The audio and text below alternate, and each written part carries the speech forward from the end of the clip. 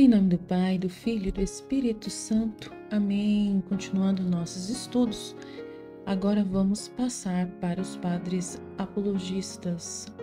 Já lemos no nosso estudo, vamos lá nos situar, né? Nós já lemos a primeira parte do estudo da patrística referente aos séculos 1 e 2, que são as obras do tempo dos apóstolos, né? Com forte ênfase na vida da igreja primitiva. Nós já lemos Didaquê, Clemente de Roma, Santo Inácio de Antioquia, São Policarpo de Esmirna e o Pastor de Hermas. Passamos agora ao segundo século, os padres apologistas. Vamos estudar São Justino Mártir, Santo Irineu de Lyon e Tertuliano. Essa é a segunda parte. Então, vamos seguir para São Justino Mártir. O que podemos dizer dele? São Justino Mártir viveu de 100 a 165 d.C., é um dos mais importantes padres da Igreja e um dos primeiros filósofos cristãos. Suas obras principais: Primeira Apologia, Segunda Apologia e o Diálogo com Trifão, são fundamentais para entender a defesa do cristianismo no século II e o diálogo entre a fé cristã e a filosofia grega.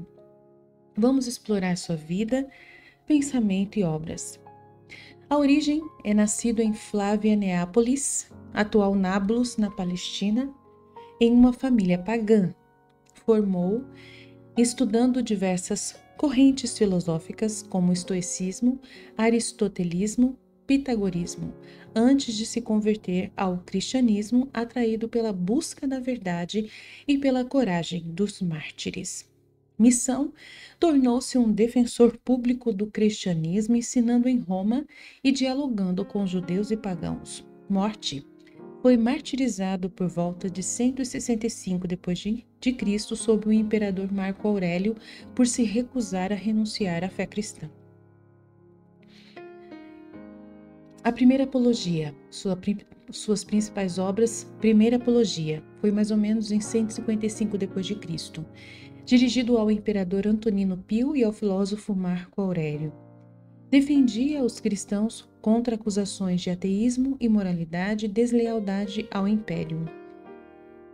Justino contrasta a ética cristã com a decadência pagã.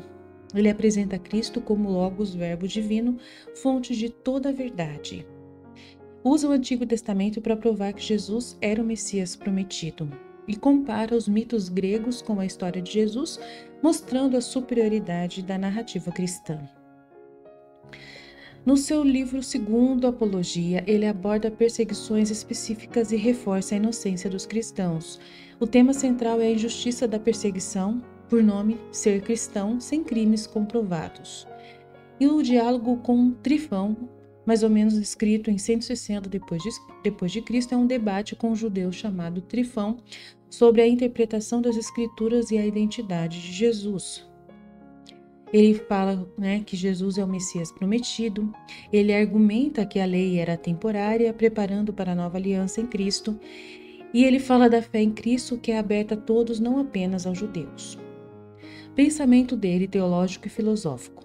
Ele adapta o conceito grego de logos, razão universal, para explicar Cristo como a palavra de Deus encarnada, o Verbo encarnado, presente parcialmente em filósofos como Sócrates e Platão.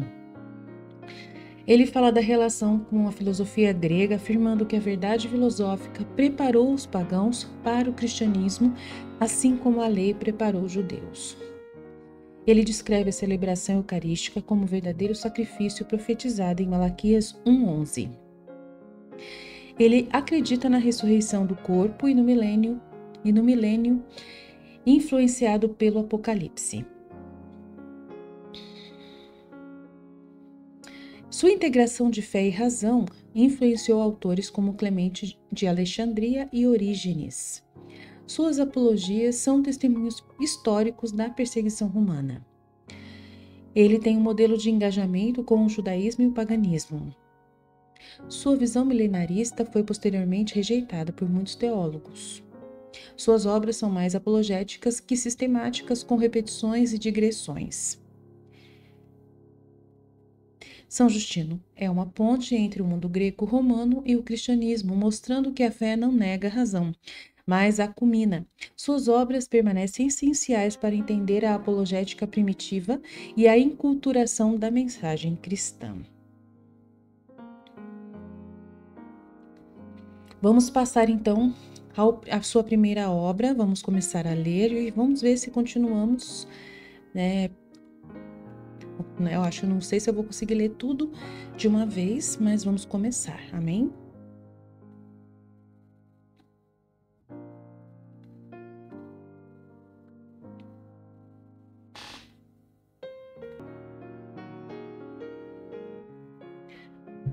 Primeira Apologia de Justino de Roma. Introdução. Vida. A julgar pelos nomes de seu pai Prisco, seu avô Báquio e de seu próprio Justino, não é de origem judaica, embora nascido na Samaria.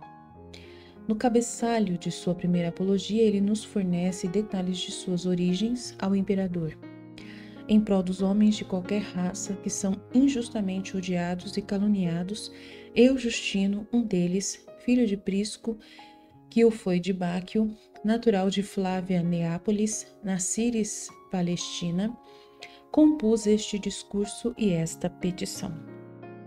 Flávia Neápolis foi fundada em 72 de nossa era por Vespasiano sob a antiga Siquém. A cidade existe hoje sob o nome de Naplusa. Não se deve esquecer a importância deste sítio geográfico para a história religiosa de judeus e os cristãos. Foi em Siquém que Deus apareceu a Abraão e este lhe indicou um altar. Conforme Gênesis 12, 6, 7, ali se conservava a memória de um poço de Jacó, junto ao qual Jesus dialogou com a samaritana, conforme João 4, 5, 6. Foi em Siquém que Josué reuniu a grande assembleia das tribos para ratificar a aliança entre Deus e o seu povo, conforme Josué 24. Outro dado indicativo de que Justino não era de origem judaica é que não conhecia o hebraico e não sofrera nenhuma influência do ambiente samaritano, nem mesmo era circunciso. A data de seu nascimento deve ser situada por volta do ano 100 d.C. Sua conversão ao cristianismo parece ter ocorrido por volta do ano 132. Seriam duas as razões principais desta conversão: o desencanto com as filosofias que não lhe proporcionavam o saber tão procurado e o corajoso enfrentamento da morte por parte dos cristãos. Nessas circunstâncias, o encontro com o ancião à beira-mar, quando buscava solidão, foi o ato decisivo. Sua formação intelectual foi das mais aprimoradas.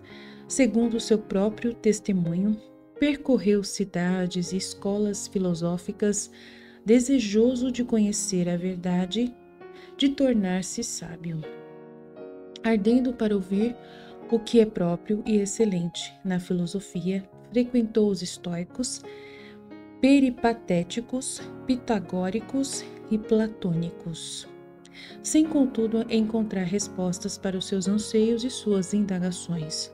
Finalmente, através do ancião, teve conhecimento da única filosofia certa e digna, o cristianismo. Foi em Roma que Justino exerceu a maior parte de sua atividade. Ali abriu e dirigiu uma escola filosófica e escreveu suas obras. Acusado perante Júnio Rústico pelo filósofo cínico Crescente, foi decapitado, segundo a tradição, no ano 165. Há um relato de sua morte, considerado autêntico, no Martyrium S. Justini Sociorum, baseado nas atas oficiais do tribunal que o condenou. Segundo este documento, 6 companheiros discípulos provavelmente o acompanharam no martírio. Obras. Justino é certamente o melhor apologista do século II. Seu estilo, contudo, não é atraente. Não domina com mestria a arte de escrever. Nem chega a ser um pensador original e profundo, mas está a par das correntes filosóficas de seu tempo, e assim um grande erudito e um escritor convicto. A dar crédito à declaração de Eusébio de Cesareia, Justino nos deixou um grande número de obras que testemunham uma inteligência culta e entregue ao estudo das coisas divinas, cheias de toda a utilidade. A elas remeteremos os amigos do saber, depois de ter citado ultimamente as que vieram ao nosso conhecimento. Quais seriam estas obras que chegaram até Eusébio e quais as que chegaram até nós? A primeira parte da pergunta responde o próprio Eusébio. Em primeiro lugar, um discurso dirigido a Antonino, por sobrenome Pio, aos seus filhos e ao Senado romano em favor de nossas doutrinas. Depois outro que contém segunda apologia em favor da nossa fé, dirigido ao que foi sucessor do citado imperador e leva seu mesmo nome, de Antonino Vero, de cujo tempo estamos no presente falando Marco Aurélio. Há outro discurso aos gregos, no qual, fazendo larga exposição das questões discutidas entre nós e entre os filósofos gregos, discute sobre a natureza dos demônios. Chegou até nós ainda outro escrito dirigido aos gregos, que intitulou Refutação, e outro sobre a monarquia de Deus, que ele funda não só por nossas escrituras, mas também pelos livros dos gregos. Além destes, há um intitulado Psates, e outro composto de escolhos sobre a alma, no qual, depois de expor as diversas opiniões relativas ao objeto de sua obra, propõe as opiniões dos filósofos gregos, que promete refutar e expor sua própria opinião em outro escrito. Compôs também um diálogo contra os judeus que teve na cidade de Éfeso com Trifão, um dos mais famosos hebreus de então. Neste diálogo manifesta como a graça divina conduziu à doutrina da fé, com que zelo havia anteriormente se dedicado às disciplinas filosóficas e com que extraordinário fervor havia buscado a verdade. Muitos outros trabalhos seus correm entre os irmãos. Os escritos deste homem pareceram tão dignos de atenção que Irineu cita palavras deles. Primeiro, no livro 4 contra as heresias. O próprio Justino alude, na primeira apologia, a um escrito seu contra todas as heresias que existiram até o presente e que depois estava disposto a pô-lo em mãos do imperador. Irineu cita